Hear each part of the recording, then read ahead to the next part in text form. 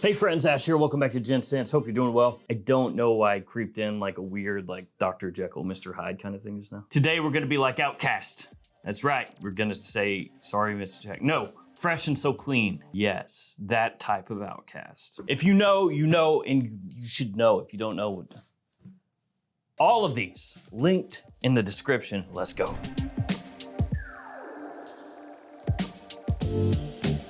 We're gonna kick it off with something under the radar. It's not like a hype beast or anything like that, but it does have its place. It's Azzaro Chrome Azure, or maybe you could say it like Azure. Sounds like a little fancier kind of. For the most part, when it comes to chrome flankers, a lot of people don't care. You know, they're just kind of like, chrome, whatever. When it comes to Azzaro, for the most part, people are about that most wanted life nowadays, but this one is actually pretty solid. It smells really similar to aquamarine. Yes, this aquamarine. Is that discontinued? Yes, it is. And this is kind of right in that wheelhouse. The note breakdown though is apocalyptically terrible, like terrible. They put in zero effort, like legitimately zero effort. There's citrus, bergamot, there's marine notes, ooh, and lavender.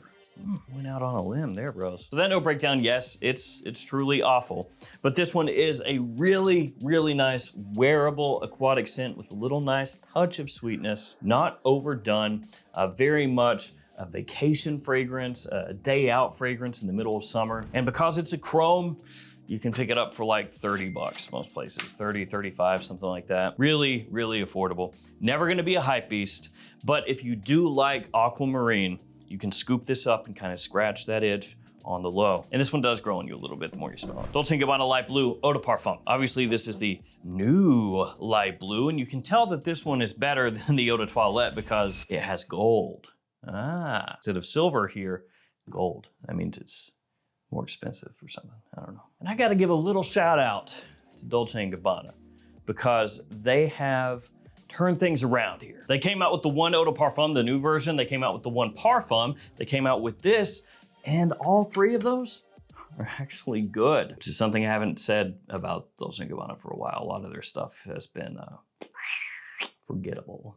This one is great though for just about everybody. I mean, older guys can wear this, younger guys can wear this. Nice citrus off the top, not super rindy, so it's not gonna be as potentially divisive as like Light Blue Forever was when you sprayed that one on, but it still has enough of that citrus that it has a little character to it instead of just smelling like sweet syrup or something. As it dries down, aquatic notes, woody notes, a little touch of juniper in there so you get some nice aromatics. Really, really good stuff. This is surprisingly solid, and it's another one that has grown on me in the short time that I've had it since I did my first impressions. This stuff is good. Let's throw it back a little bit with Dior Homme Cologne right here. Now, Dior Homme Cologne is a summertime classic at this point, but it does have one little drawback, and that's the performance. It's not amazing. Yeah, I think we could say that, not amazing. But in terms of the scent itself, this stuff freaking rules. I love Dior Homme Cologne. Every time I say that, I feel like I'm singing Blink-182. Dior Homme Cologne, right?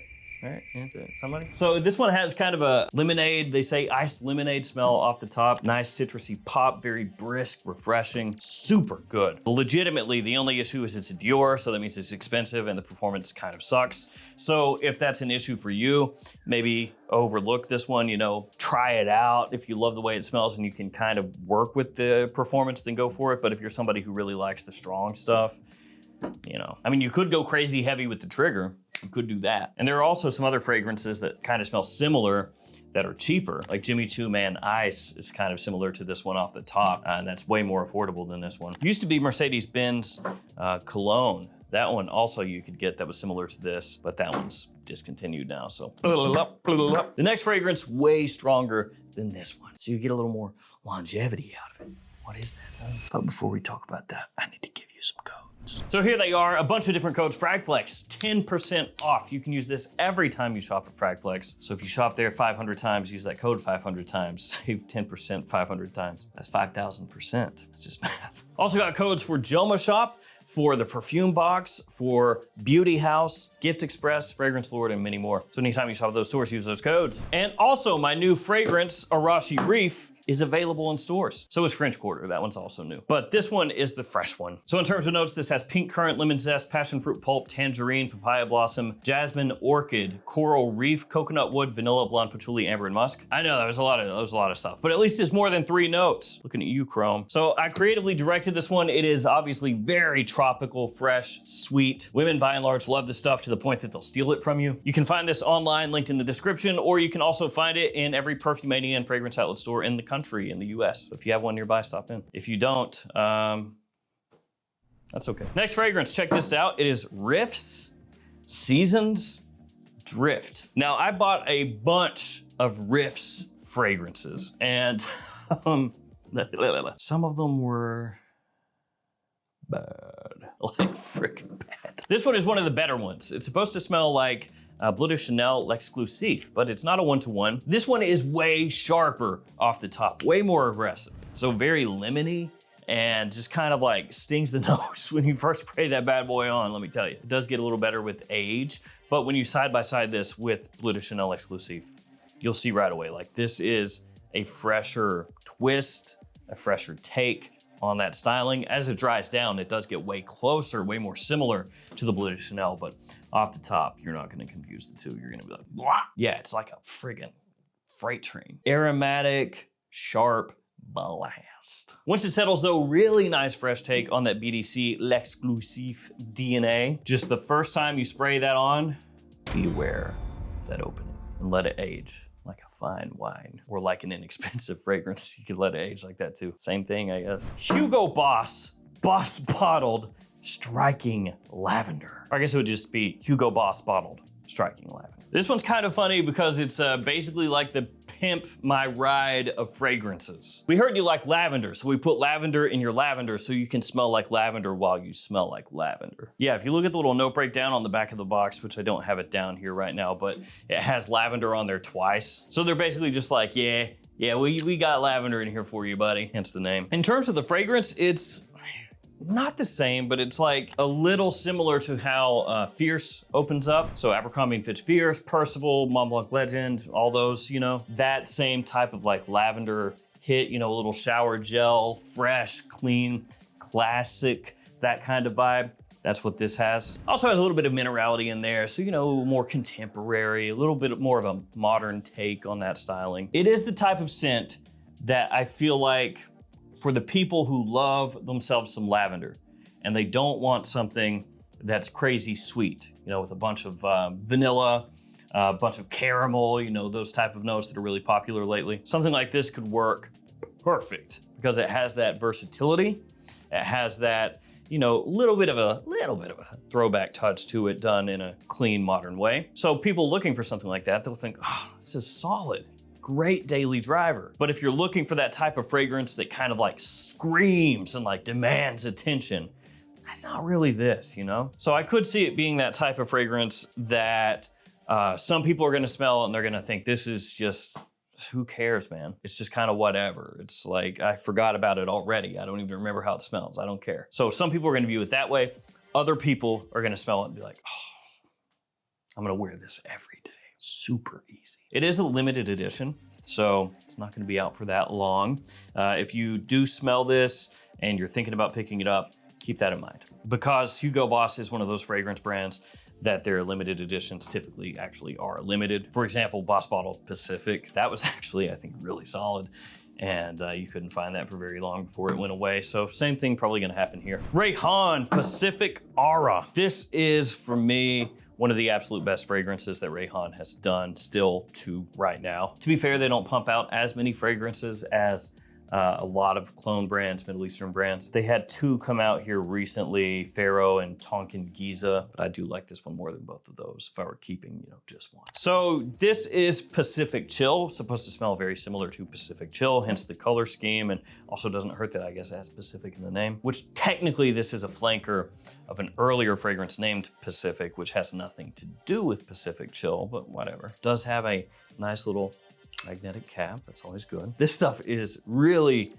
Very citrusy, a little bit tart. So you've got that, like that little hint of a bite to it. Good dose of mint, also black currant in there. Longevity is good, projection is good, stuff is perfect for the price, which is roughly 40 bucks. Sometimes you can find it a little bit less, but right around there. Polo 67, Eau de Toilette up next. Love Polo 67. Now they have new Polo 67, that's not the name, but they have Polo 67 Eau de Parfum. They have the extreme version.